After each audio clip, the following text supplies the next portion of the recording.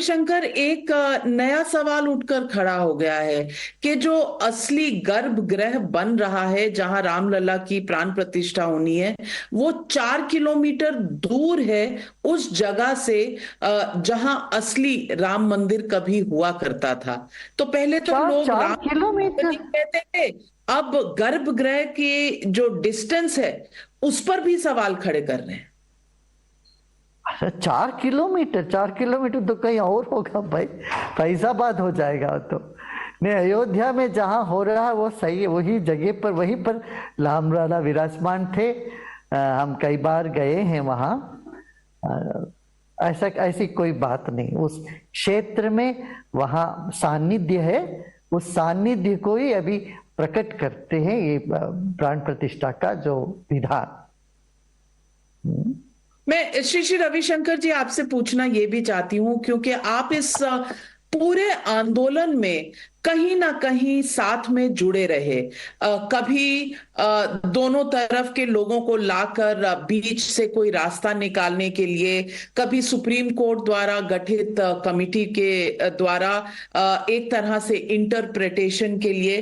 आपके लिए आज जब ये राम मंदिर बन रहा है, प्राण प्रतिष्ठा होने वाली है, आपके अपने मन में किस तरह के ख्याल आते हैं, मन में किस तरह की भावनाएं आती? पहले ये तो पूछना नाविका, हमारा कोई मन भी है क्या? गुरुदेव, बहुत महान बात कह दी योगी आपने। साधु संत का कोई अपना मन नहीं होता। जनता जहां जब खुश होते हैं उसी से उनकी खुशी होती है। तो हमारा अपना कुछ नहीं है जिससे सारी जनता, सारा देश और हमारी संस्कृति की एक महत्वपूर्ण घड़ी है, उससे उस उत्सव में हम भी शामिल हैं। हमारी जो भी उसमें पात्र है वो गिलेरी की सेवा के बराबर है। कितने सारे लोग इसको बलिदान, इस मोमेंट में बलिदान दिए, कितने लोग दिन रात इसके लिए काम किए हैं। और ये सब लोग निमित्त मात्र ही है। भगवान जिनको जो कराना चाहता वैसे करा लेगा। श्री राम जी जैसे कराते हैं, हर एक व्यक्ति से अपना कुछ कुछ काम करा लेते हैं। लेकिन कुछ लोगों का कहना है कि ये एक राजनीतिक समारोह है, इसमें भक्ति कम और राजनीति ज्यादा है, क्योंकि देश में फिर चुनाव आ रहे हैं, लोकसभा के चुनाव, और एक होड़ भी लगी है क्रेडिट की। कोई कहता है ताले हमने खुलवाए, शिलान्यास हमने करवाया। कोई कह रहा है कि हम प्राण प्रतिष्ठा में नहीं जाएंगे क्योंकि ये बीजेपी और आरएसएस का समारोह है।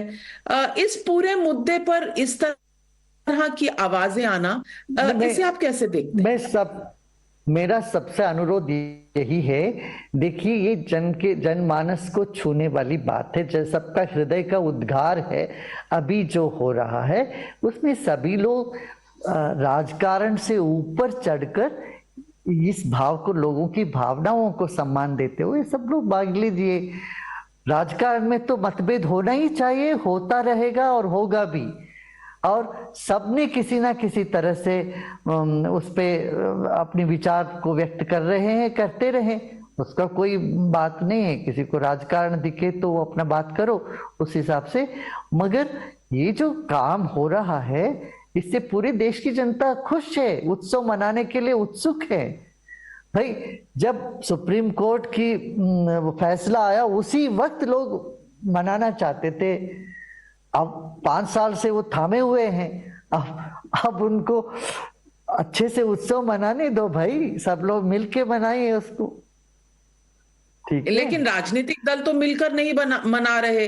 वो कहते हैं अयोध्या जाएंगे लेकिन 22 जनवरी को नहीं जाएंगे, और किसी दिन जाएंगे, और 22 जनवरी को हम किसी और मंदिर में जाएंगे। ये क्या दर्शाता है? ठीक है, उनका अपना अपनी अपनी वो है, विचार है उनका। अपने नहीं आएंगे, कहीं और मंदिर में जाएंगे तो सही है। प्रधानमंत्री जी ने भी यही कहा, सबको वहां मत आओ, सब अपने अपनी जगह पर मनाओ। ये तो ठीक है। लेकिन गुरुदेव एक सवाल और भी उठता है इस पूरे मुद्दे पर, कि समय सही है मंदिर सही है, प्राण प्रतिष्ठा सही है, तो ये देश के लिए आगे किस तरह का संकेत देता है, नंबर एक। और नंबर दो, आपने एक आर्टिकल भी लिखा है और पूरी हिस्ट्री ट्रेस की है वाजपेयी जी के समय से। थोड़ा दर्शकों के साथ वो भाव भी आप अगर शेयर करें।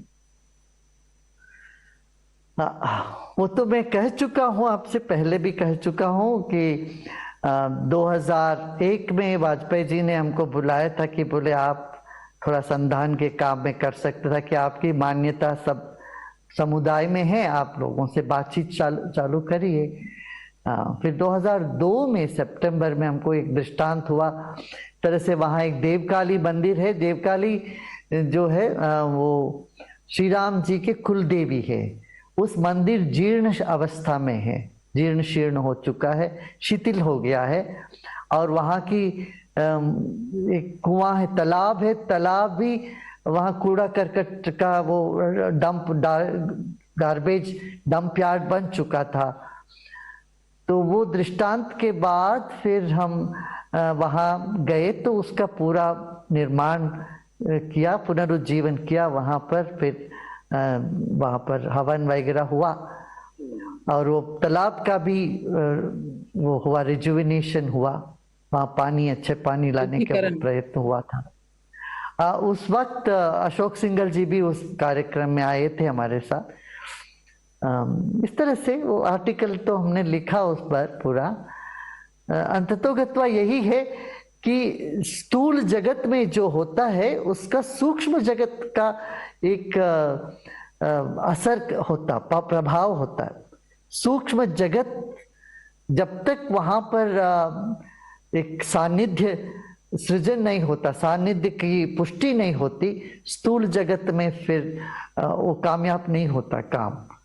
तो स्थूल जगत का कारण सूक्ष्म जगत है और देवी देवताओं की जगत है। देवी देवताओं का आराधना और वो जो भी कर्म करना है वहां वो सब करना पड़ता है।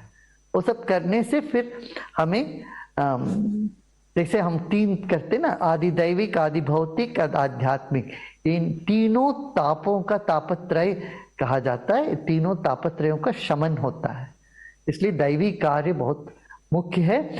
बाहर जो हमको जैसा दिखता है उसका सूक्ष्म जगत से बहुत गहरा ताल्लुका रखता है।